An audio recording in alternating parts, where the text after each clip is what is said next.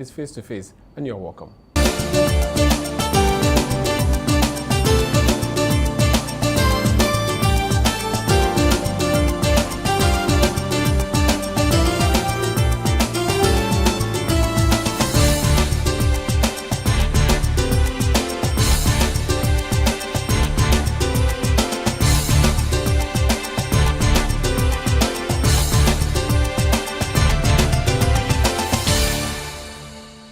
My guest on Face to Face is Edwin Nilante Vanderpoy, the man who went to the sports ministry, plenty of confusion. He said he's not going to play ball. And then before then, he was doing broadcasting. Numo, you're welcome to Face to Face. You. How are you doing?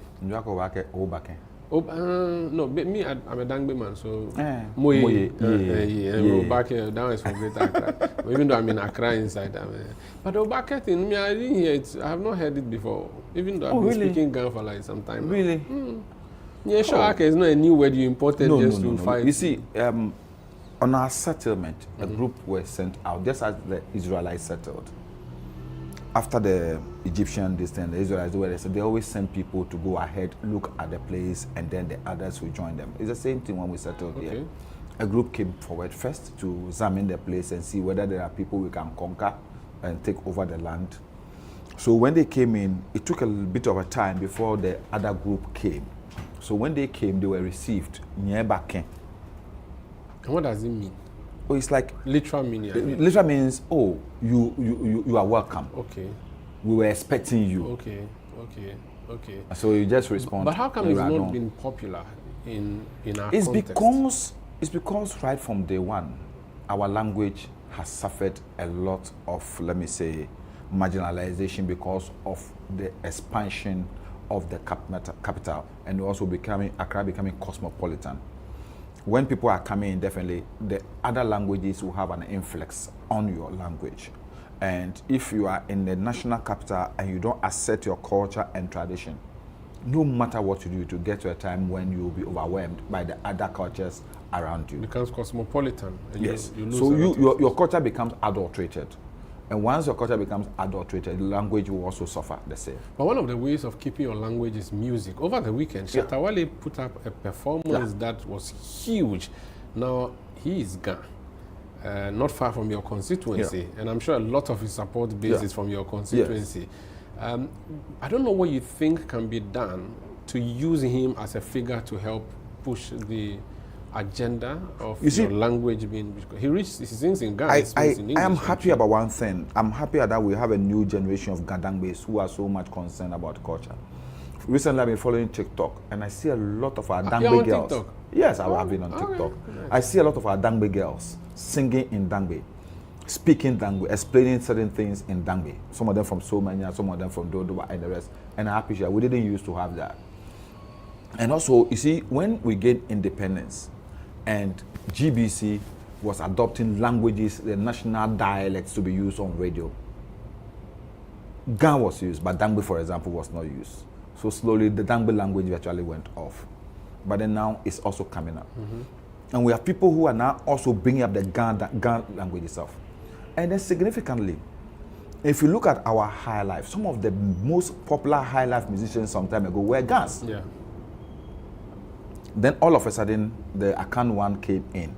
But today, we have close to about 70% of all these hip-hop artists adding Ga language to their music. If you don't do that, it doesn't sell. So I'm happy for people like Shatawale, and I'm happy for not for only him.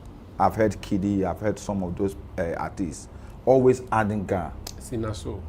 Is it? Sinaso. Sinaso, yeah. So it's something, because Adane Best was fantastic. Gasmila. Adane Best was in Ghana. Oh, he's fancy, yeah, he's right? Kwawu. Oh, wow. Yeah, but Kwawu boy who was born in Accra, grew up in Accra.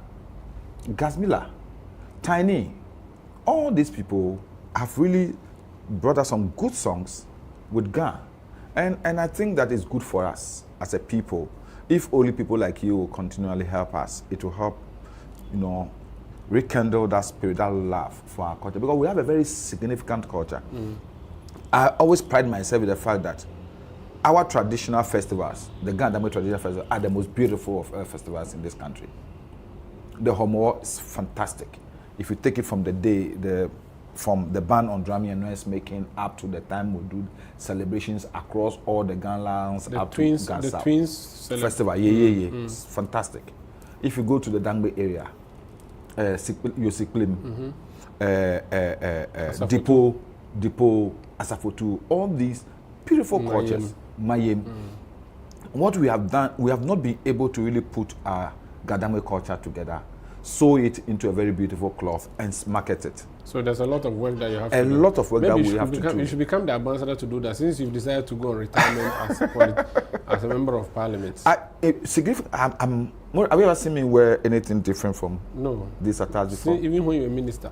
I have made myself as an ambassador for our, let me say, Ghanaian culture and tradition. And I think that all of us, if we can do one way or the other. Last week, I was talking to the Minister for Culture, and I also talked to Kobe Mensah, and I told them, why don't we go back every Friday, every woman's public service, civil service, government, every of us, the women, all the women kaba, all the men in a traditional attire. If you go to Senegal, you go to Gambia, that's what they do. South Africa now, the Zulus are going to parliament, they are going to office in their traditional affair. Yeah. So it's important that we look at that. If we do it, other cultures will also start. And slowly, the sort of agenda that, for example, the president wants to set by marketing Ghana from its appearance, even on international. Look at our first lady, look at her appearance on international circles. And it tells all of us, if we can do that. I know under the previous Kufuor's government, for example, Jake initiated something like that, but it was not given the impetus it deserved, and he died. Let me commend Nana Akufo-Addo. In spite of the fact that he likes wearing suit, most of the time when he's home in the office, he wears traditional attire. And that is good. If leadership will always give a sort of stamp to our culture and our appearance and our brand, it will bring the others on board. Since we've talked about that, we didn't plan to talk about Ghana culture, we didn't plan to talk about Accra, but we also didn't plan to talk about sports, but we have to talk about it. We have qualified for the World Cup. We've qualified for the World Cup. Yes. Exciting news. Really, I was at the stadium the last match, and I was Of course, so you excited. will be there. I know you will be there. But it's no. We have been qualifying since 2006, so qualification is no more a big deal. It is how we prefer. What we did in Qatar was an embarrassment. We should have all hidden our faces in our palms. Now we are going to. But that's football. Yes, but we have agreed at the time that our performance in Qatar. Did you see in 2014 the way the Brazilians were embarrassed? Yes, but if they're embarrassed once in a long time, it's okay. But for us, it's like the embarrassment is going and coming all the time. What we did in 2010, since we did that in 2010 in South Africa, we haven't seen any major thing that we should be celebrated for again. So now we have qualified, but I've seen people who understand the game who say that, yes, we have qualified, but we still don't look like we even deserve to go to the World Cup, and that we may end up just going to put up an appearance but not necessarily do as well as we did in 2010. I don't share that opinion. You think we are on a better I don't share footing? that opinion. You see, it's preparation. The players in other teams are not better than our players. Okay. It's the preparation, the mindset, the sort of inspiration that the players have. Let me say this. African countries, you will not see one African country showing or putting up a splendid performance at the World Cup consistently. Nigeria did it, Senegal did it, Cameroon before had done that, Ghana came in, and now Morocco has also. So it tells you the shift of soccer power on the continent itself. Morocco has reached where they've just won the Under-20 World Cup. After their performance at the senior level, they've won Under-20 World Cup. Talk to Godfrey Akoto-Boafo or any of your sports guys, and they tell you the sort of investment Morocco as a kingdom has made in sports development. Do you know they've hosted one of the World IAAF Diamond Leagues.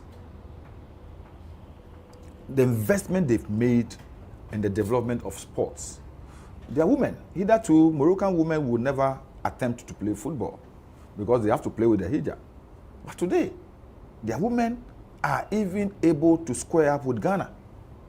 When you say investment, is it physical infrastructure or investment in the human resource? Investment in all. Football has 3 legs. Sports has 3 legs. Development, management, and promotion. Any point in time, one of the legs is broken, you will not have sports. If you develop the infrastructure and you don't develop people who will manage the infrastructure and you don't promote the infrastructure, it will come to nothing. If you develop the human being and you don't also provide the infrastructure, the human being becomes waste. So sports by nature has these characteristics and it must always be at the pinnacle of discussion as far as sports is concerned, anywhere in the world. So I think we've qualified the World Cup. Let's sit down and say what are our set objectives for this World Cup. Quarterfinals, semi-finals, and win the trophy. How do we get there? Do we have the resource, human resource, to do that? Yes, this team has qualified, but do they have the sort of breadth that can take us beyond the first stage? If they don't, how do we improve upon them? But of the 3 elements you mentioned, promotion is almost like for free, or there has to be a deliberate way of promoting. There has to be. But Ghanaians like football already. Promotion is marketing.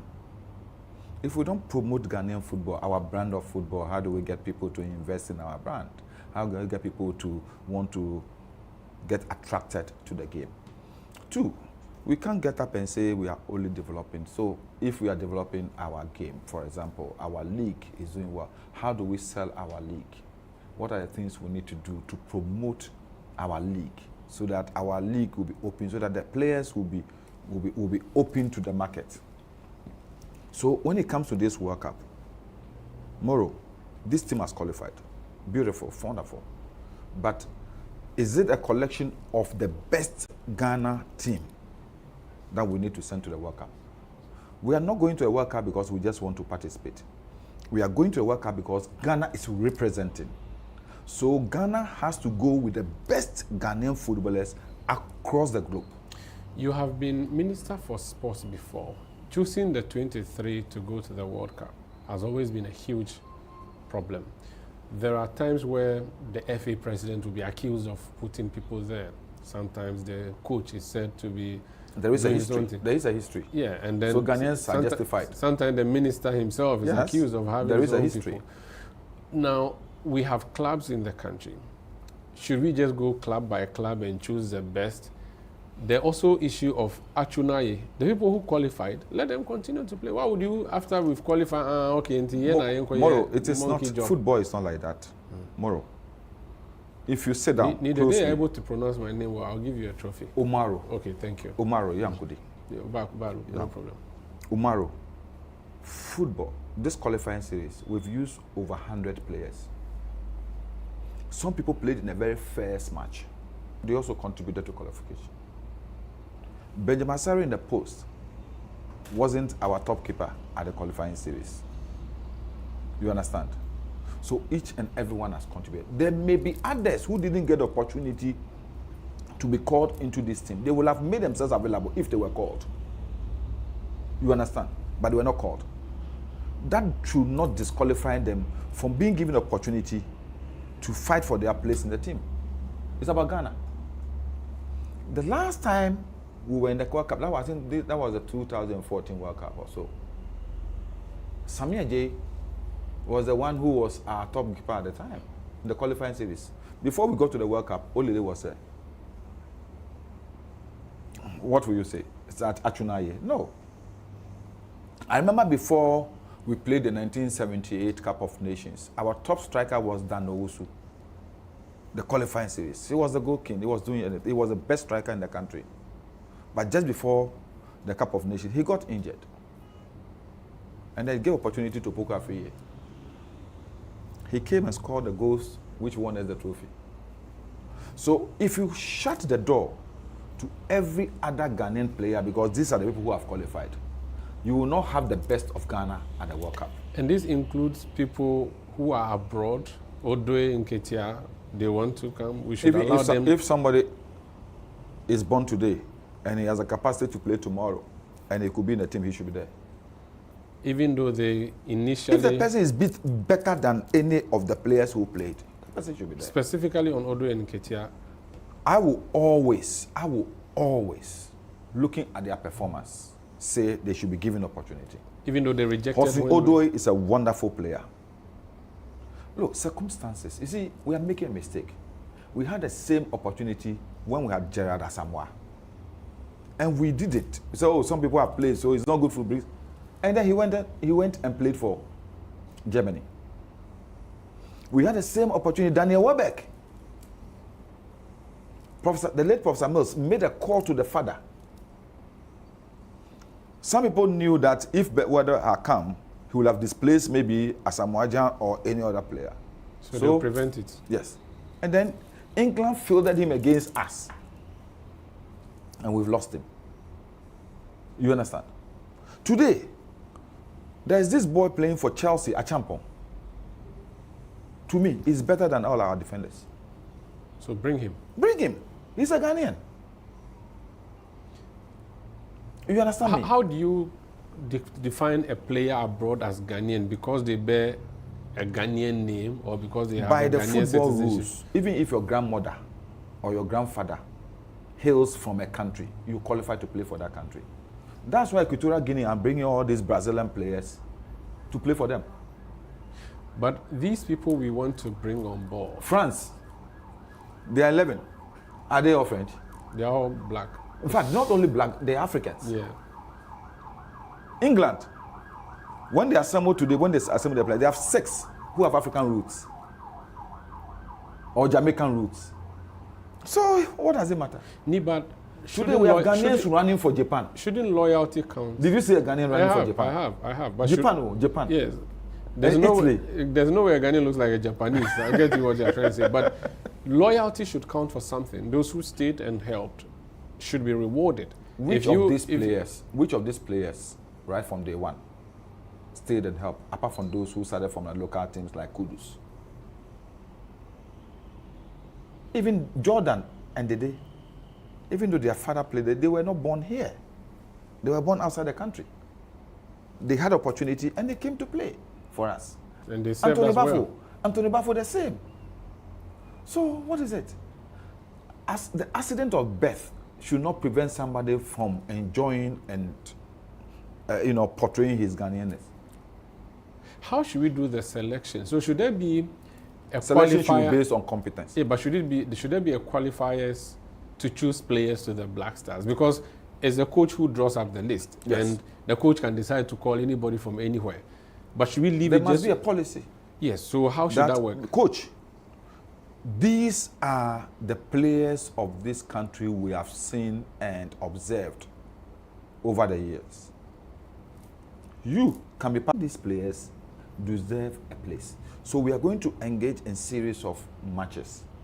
Give everybody an opportunity to express himself and qualify himself to be a member of the team. So a qualifiers to choose players for the Black Stars? Not qualifiers as such, but I'm saying all the friendly matches we're going to play, play in preparation. Mm-hmm. Send them there. Send them. Give them opportunity.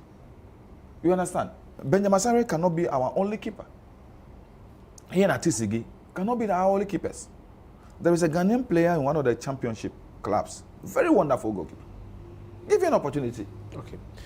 Having settled on the players and how to get them, should we continue with the same coach? I will say yes.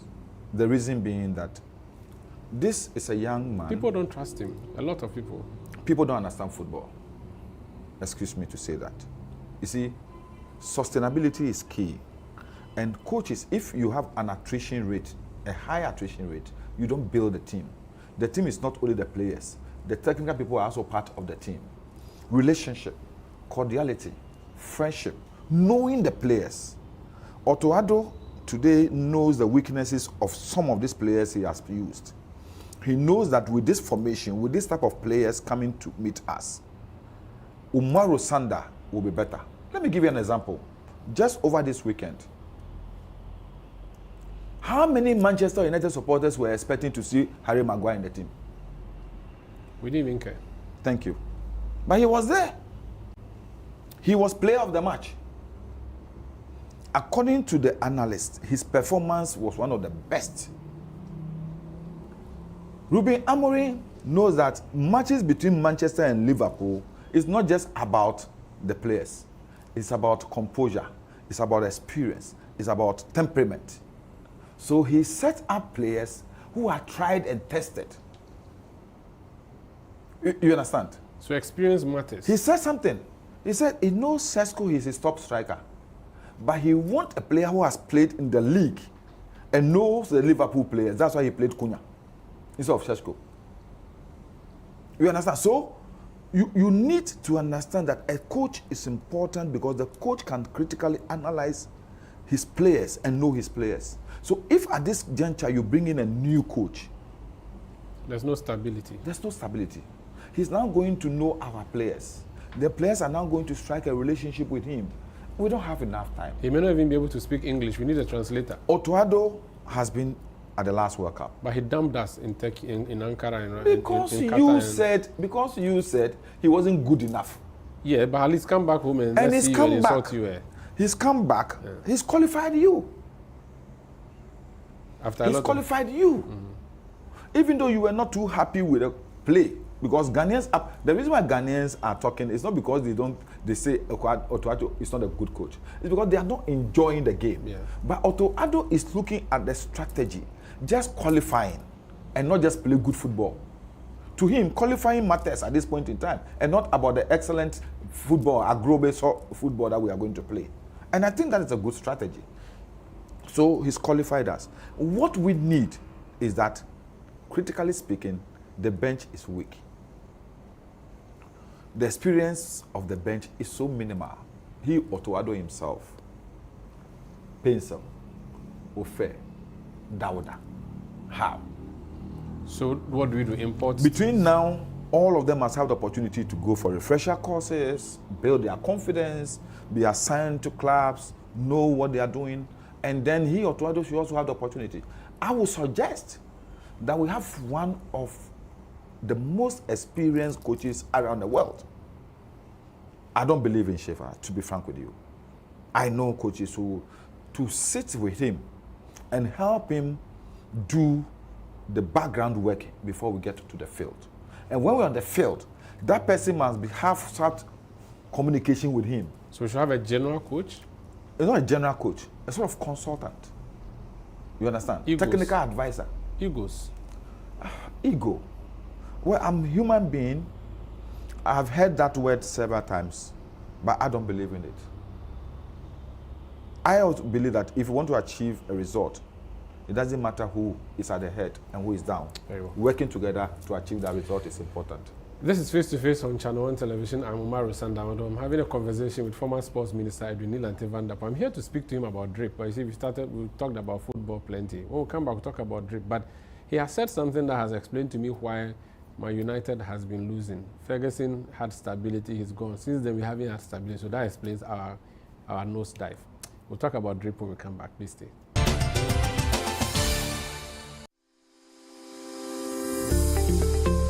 The greatest impairment for every person with autism has to do with communication difficulty, behavior issues, and challenges in interacting with people. EdTech is critical using your KCC model, KIT Content Confidence. For me, as a visually impaired person, if you produce your document in print and I want to read it, either have to scan it, and that is technology, so that it can come into a speech format. How can we get inclusive education for all? When it comes to learners with disability, there's so much barrier.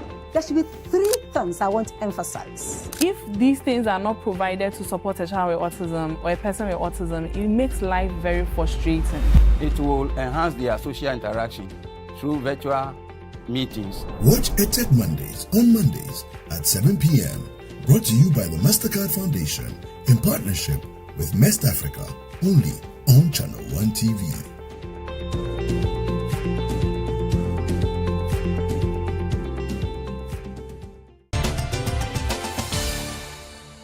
You're welcome back. This is Face to Face on ChannelOne Television. I'm Umaru Sandawad. My guest is the National Coordinator of DRIP, former Member of Parliament for Ododo Diotio, the Honorable Edwin Neelante van der Poel. Let's talk about DRIP now. It was set up when? Just before the elections of 2024. Yeah, September. Your party people said that it was a campaign shenanigan. Akufo-Addo wanted to win elections, so he's all of a sudden bringing these things and trying to... Then you are enjoying it now. Do you apologize to Akufo-Addo? Why should I? Why should you not? I was one of the people who conceptualized DRIP. Really? Yes. When? You know, around 2022, under the DDEP, government was owing the District Assembly's Common Fund 6.2 billion. And we didn't know how to get the money. And Kenneth Ofori-Atta was not ready to pay the money.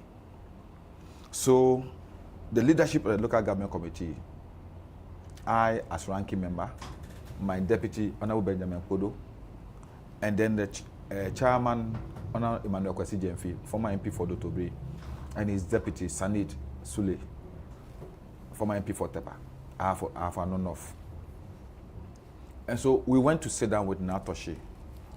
Having been a member of parliament she understood our problem. And then at that time, there was so much pressure on us and on her about roads. So we said, Anna, why don't we use a strategy John Mahama adopted some time ago so that we can get equipment and give to the districts to do their roads? She said, yes, that's a very good initiative. It was started around President Kufuor's time. I said, yes, so why don't we do it? And she prepared a paper, took it to cabinet approved. And so we used the back door to get our money from Kenneth Ofori-Atta. So those equipments were born out of the arrears that Kenneth Ofori-Atta and the government were owing the District Assembly's Common Fund. So it's something that we all conceptualize, we give birth to. It is not the government's own idea. So what is the concept of DRIP? What is the picture? You see, what's the plan? You know, in the olden days, we used to have these road work camps. And so those people were responsible for the improvement and the maintenance of certain lengths of roads on the highways. Over the period, those work camps were dissolved or they vanished. So President Kufuor tried to go back and brought in huge caterpillars those days so that assemblies will use them to do the roads. It didn't survive. So when President Mills came, he saw some wisdom in that. So between him and John Mahama, they brought in more equipment. It was about 280 something at the time. You remember on June 3rd when we had a disaster? That was equipment engineers and planners used to dredge the Kole and the Odo and then the, what do you call it? Is it the one IC Quay's place, Alajo Drain. Okay. You know, that's the equipment we used. And people were accusing John Mahama of having given equipment to his brother, you know, and that job was done for free. Ibrahim Mahama did it for free. He even lost some of his own equipment. All that we're doing at that time, we're buying fuel. So it's a good idea. If the assemblies will have this equipment and they only will buy fuel into them, they could maintain their own roads and maintain their own drainage systems. So it's a good idea. So we got them, the government brought them. We're all part of the launching and we all gave ideas as to how it will be done. So we have a set of equipment in every district. 7 sets in every district. 7 sets, so yeah. A bulldozer? No, we don't have a bulldozer at the district. We have a grader, a roller. The roller is the one that makes the roof. Yes. Mm-hmm. We have a tipper truck, we have water bowser, we have concrete mixers, we have a backhoe. So we have a set. Okay. And then we have bulldozers, wheel loaders, low beds, and the regional coordinating councils. For moving them? Those ones, because of their size, and you may not need a bulldozer for every day. So they are there when an assembly needed a work that would demand a dozer. The dozer is deployed. After doing that work, it goes back. Then another assembly can go for it. But the 7 other equipment would be stationed at the district assembly? Every district. In fact, for this purpose, we don't even have district. We have constituencies. Oh, so it's for the constituencies, not even for districts? No, it's for district. So for a district that has 2 constituencies, they have 2 sets? Yes. Like so AMA has 3. Tema has 2. KMA has 5. Okay. Because the issue is that every MP will want road to be done in his constituency. The assemblies will want to do those roads. But if, for example, AMA has only one, Tema has only one set, when will the work be done in Tema Central before it moves to Tema East? Yeah. So to avoid that, I think the government thought it wise that this thing must be broken down to the constituencies. And it was a very, very good decision taken by Natoshi. So we brought those equipment in and shipped all of them to the district. Have all of them been sent all to of the them district? every district has equipment. I've gone around almost all the districts. Are they all physically there? What we did when we took over was first to put a hold on the movement of every equipment. So in the districts where security was a problem, the district police officers or the divisional officers took hold, and the police command took hold of the keys. We didn't want the change, the transition, or the problems with transition. So after we've taken over, we've gone around the country, we examined all the, and I can say that we have almost a clean bill of health. Almost. Because a few of them suffered some, let me say, some liabilities on the way being transported to the various districts. And then some of them too, in the course of being used between September and December 2024, they had problems. So all those things have been noted by the new administration. We are working with JA Plan 2, and they are fixing those ones. But they were only a few. So we don't have issues of someone stealing any or diverting any? For now, let me say this. None of the equipment have been stolen except one which was vandalized in Tamale during the transition. But even that one, JA Plan 2, under our 2-year warranty agreement, have taken the decision to replace it. Why are you mentioning JA Plant Pool? Are they were the suppliers? So they supplied it? Yes. And the arrangement is that they supply, maintain, or they will supply and service for 2 years. So they service for 2 years? Yes. And then after that, but who owns it? Government of Ghana or JA Plant? Government of Ghana. Government of Ghana owns this equipment. We've taken hold of it now. So DRIP is holding it, taking custody of it on behalf of the government of Ghana. So if the one in Shire or Sudoku has a problem, JA Plant Pool goes to fix it? Yes. That's how it works? Yes, under the auspices of the assembly. At no cost to the states? That's definitely. Okay. No, the assembly will pay for it. Okay.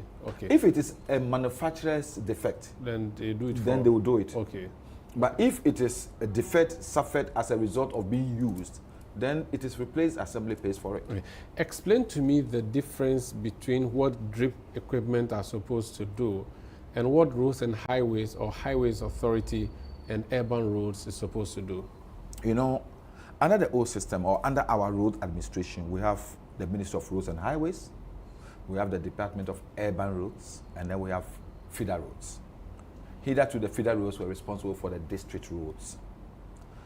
By our new decentralization policy, feeder roads is now subsumed into the districts. So they are a department under the districts. So the work that feeder roads were doing is now district roads. So we have come in to, let me say, complement the work that the feeder roads were doing in the districts already. Superfluous? But feeder roads at that time were awarding contracts. Now, we want to save Ghana that bill. So Ghana has acquired the equipment. All that we do now, examine, prioritize the road, look at the scheme of work, and then the assemblies will fuel these equipments to do the same work they will have awarded contracts for.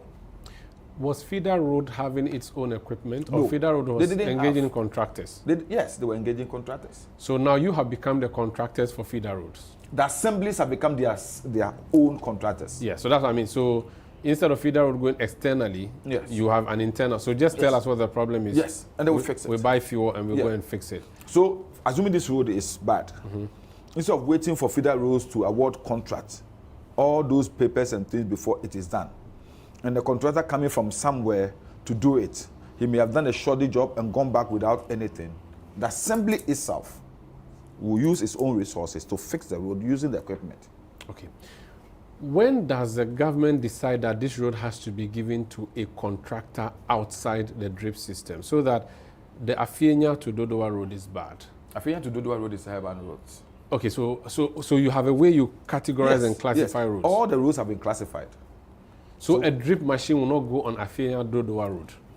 It's possible. For example, if the assembly thinks that, let me give you perfect example. I want to use an example. I've just come back from the Bono region. Between Ghana and Cote d'Ivoire, it's about 5 kilometers. From Doma in Kro, the center Doma. The Ivorian side of the road, asphalt, 100%. Our side of the road, total disaster. In fact, that 5 kilometers can take about an hour. Total disaster. So, they're talking about it's being awarded on contract, it's being awarded. The assembly said we cannot wait until this road is awarded on contract and done. But that is it's a highway. So what the assembly did, they use a drip machine, the excavators, they got the bulldozer, cleared what they have to clear, and they've done the road. And the people are enjoying the road. So the assemblies now have the capacity to do every road if you want them to do. Okay, so if that's the case, why didn't we let the Adenta drip and the Sharosudoku drip fix the Adenta Somanya road that we are doing all the way to the Yellow Krobo district? Because that's a bigger project. Okay. It's a bigger so there's project. a The limit assembly to which... hasn't got the capacity. So small roads, you would Yes, deal with them? yes. Community roads? Community inner roads. Inner roads. Feeder roads, the roads that lead to market centers in the villages, the roads that lead to our farm gates and all those are the roads we have to do. So if the road has bitumen, feeder, drip No, cannot we deal don't with come it? in. We can only use our equipment to fill the potholes and improve upon them. So Or for scrape example, off the if we have to scrape and then we do resealing, that will be good to make it accessible. We'll do it. We just did some in Doma West. We've done some in Akwetia. We've done the same in the Bekwai area. And then also in Ashanti region, Amekom. What is the constituency around Tech? Oforikrom. So those ones we are doing. With Oforikrom, the assembly has added a culvert, built a culvert. It was linking two towns. And it was difficult for people, so they have to go and turn around Asokore Mampong and all, but they fixed it. So we just done one in Akwetia, between Akwetia to Odan towards Fosu, Asim Fosu, 45 kilometers. If you don't do it, they were either to the cars were using Swedro, Winneba Junction, Mankasim to Fosu, almost 2 hours. I used the word superfluous earlier. I am a municipal assembly called Ayawaso West. Yeah. I am a Dadaba constituency. My roads are being given asphalt by the government under urban roads, under all these roads. What would happen to my drip equipment? Where do I take them to? What do I use them for? Because they will just park there idle. There is no district in this country where we don't have roads that need to be improved. Let me give you an example. My district, Gansouth. Gansouth. Between Old Barrier and Botiano, it's been a disaster. Thanks be to God. Between the MP, the DC, the roads engineer. Last week was the third time the assembly was improving upon that road. Until the contractor who has been given that contract comes on the road to do it. It's supposed to be bitumen surface, asphalt, but it's not been done. Should we wait until that is done? No, that's the essence of drip. Through the equipment, we can fix it, we can improve upon the road until contract is awarded and that road is done. Okay. I'm a community. Our road is not good. How do we get drip equipment to come and fix our road for us? A community has an assemblyman. That assemblyman is a member of the district assembly. He has to take a complaint to the assembly. Assembly will capture it. It's put before the district roads management team. That is composed of the district chief executive, the coordinating director, finance officer, the district drip coordinator, a representative of traditional authorities, and then the military attaché in the area. So you have all these equipments in the district, but operating them, you need operators. So where are those operators from? Okay, one, let me say this. Since we took over, we've now have in place, we are part of the decentralized system. So we have in place district coordinators for all the districts. In fact, it will not be district coordinators, constituency coordinators. Okay. Because in this particular, we have 276 districts. Mm-hmm. I don't want to call it constituencies because under the district assembly's concern, we don't have constituencies. Yeah. And then we have regional coordinators. The regional coordinators superintend over the district coordinators, make sure they go around, monitor the work they are doing. And they also have the regional equipment. So the regional equipment, they can deploy them to go assist. And then we have operators of the equipment. In every district, we have 16 of them. 2 people per each equipment. The reason being that if today Omaro is not well, Nilante can take over the same. So we are training all of them to be competent in the operating of all those equipment.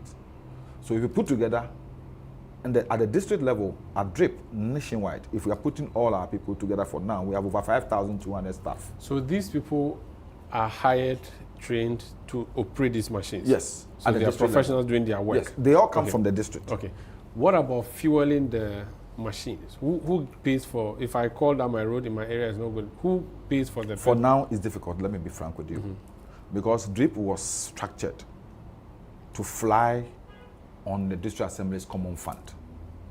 So under the old dispensation, every quarter, the district assemblies were getting 532,000 cedis. Because estimation was done about fueling, about payment of salaries, allowances for all these people. Unfortunately for us, the last common fund did not account for DRIP. So there was no budget for DRIP. Currently, there's no budget. There's no budget for DRIP. So the district assemblies are now using their own resources. And that has made it a bit difficult because they were giving guidelines on how to utilize the monies that were sent to them. And it doesn't include roads. So they have to now use their IGF. Umaru, you and I know some districts are virtually incapable of raising IGF. Yeah. Not that they are incapable, but they don't have the... There's no resource. There's no resource. Look, some districts depend on only market tolls, on market days. How much do they make? We went to Kumbungu. Their whole year to 2024 was 60-something thousand. The revenue. The revenue.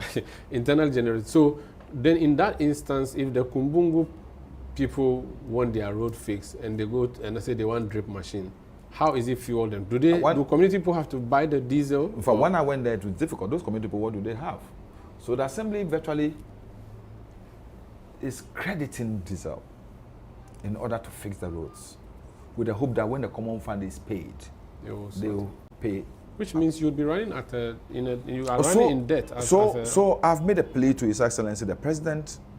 I've made a plea to Chief of Staff. I've had a chat with the leadership of Parliament. I have also met with the Minister of Finance.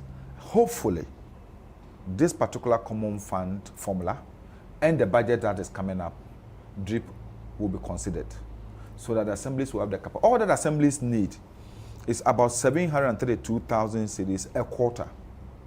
And with that, they can fix not less than 50 kilometers of roads in their area every quarter. Okay. Another thing that is very essential for you in DRIP work, you need chippings. Yes. For some of the roads. Yes. Who supplies that one too? The assembly will have to. So there's, in addition to fuel, you have to then get the chippings and all of those. Yes. It's an expensive thing. Yeah, so it's the same thing. Assuming they were awarding contract. It's the same thing. They will have to, the person will have to go through all those things.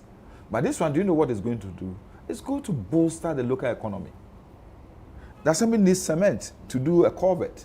They will buy it from the local market. They need chippings. They will get it from the district.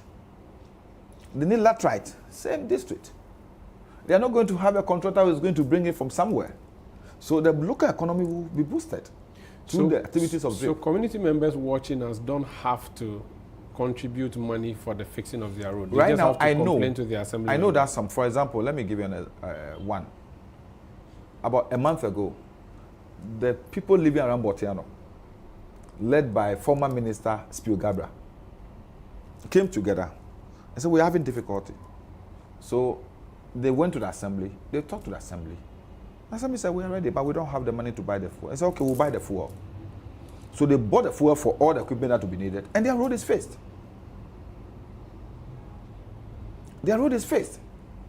So it's not compulsory, but if they decide that they want to voluntarily do that. Because, Omaru, you and I sitting here, if I'm going to contribute 5,000, you contribute 5,000, the people here, everybody contribute, and we are all going to contribute, buy diesel into the equipment, and then our road will be fixed. It's more than you going to the workshop to have your shock absorbers replaced.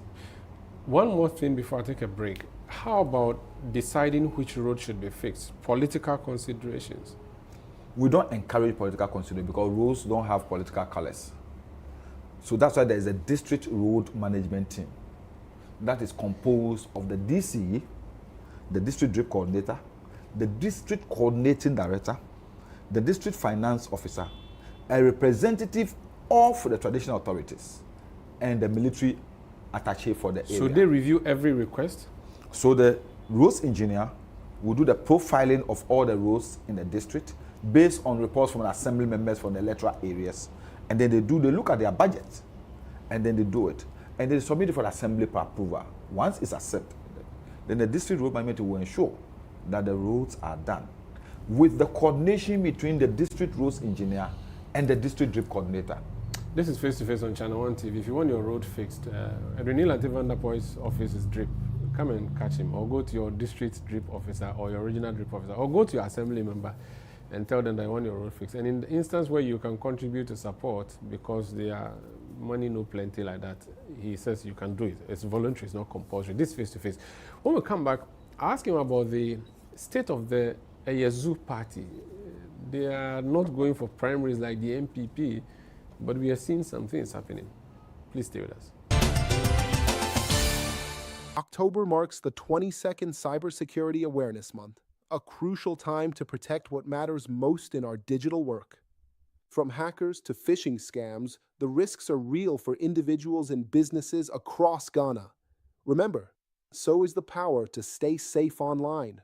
Join us this October on ChannelOne. We're launching A Safer You, your guide to safer digital living, tailored for our communities. Learn steps to protect passwords, secure devices, and recognize online threats. These lessons are delivered in easy, bite-sized episodes, each under 3 minutes, making learning accessible. A Safer You is brought to you by Digital Unbounded in partnership with ChannelOne.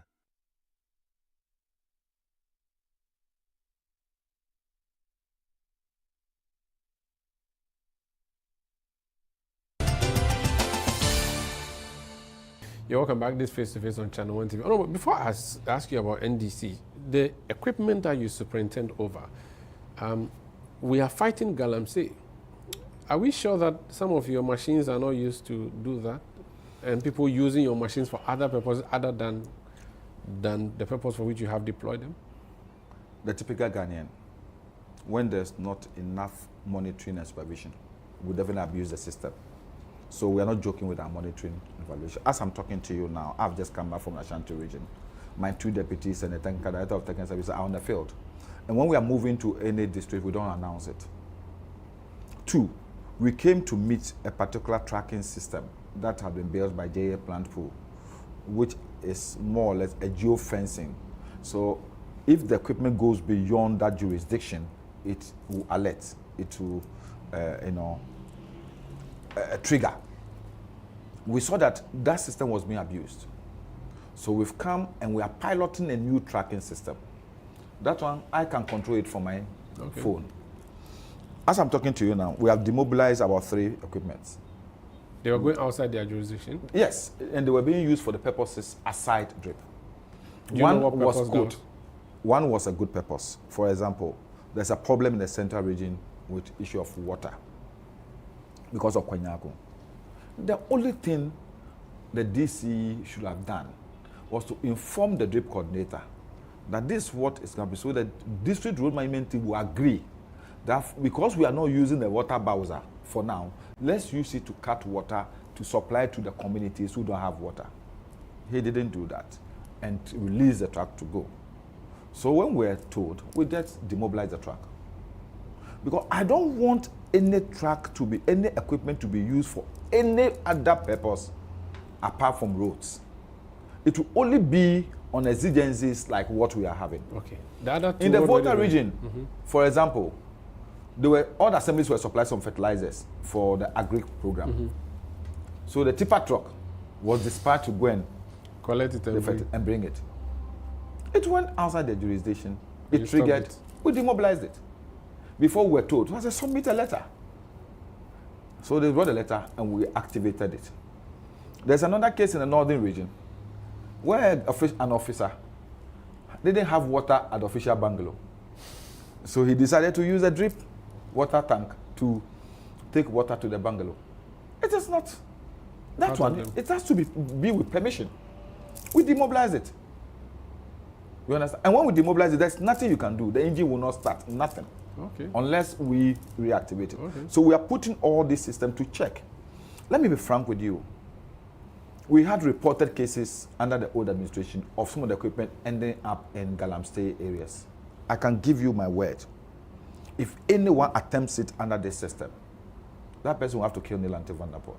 You will not agree? It will not happen. I don't care who you are. It will not happen. There is no way I will sit in this office and allow anyone to sabotage the reset agenda of President John Dramani Mahama. No, it will not happen. Are your machines branded drip? Yes. So how would I know which these machines from drip? Do you have it written on it? We have an embossment on all the equipment. Okay. In fact, what we are doing now in consultation with the driver vehicle licensing authority, they are going to give us special numbers for all the drip equipment. Okay. Now, I've also written to the Minister for Minister of Lands and Natural Resources and the Minister of Interior that all these excavators that they seized, which drip helped to be evacuated from the various Galamsey areas to the regional coordinating councils and the police headquarters, should be given to us. So that you to add to our fleet of equipment. It will register in our name. We'll put our tracking system on it. And assemblies will have to, because some of the assemblies have need for excavators, but they don't have, so they go to rent. It's additional cost to them. If we have the excavators, it will help. Very well. Before we go, 2028 is very far, but also very near. The MPP is frantically preparing to find a flag bearer.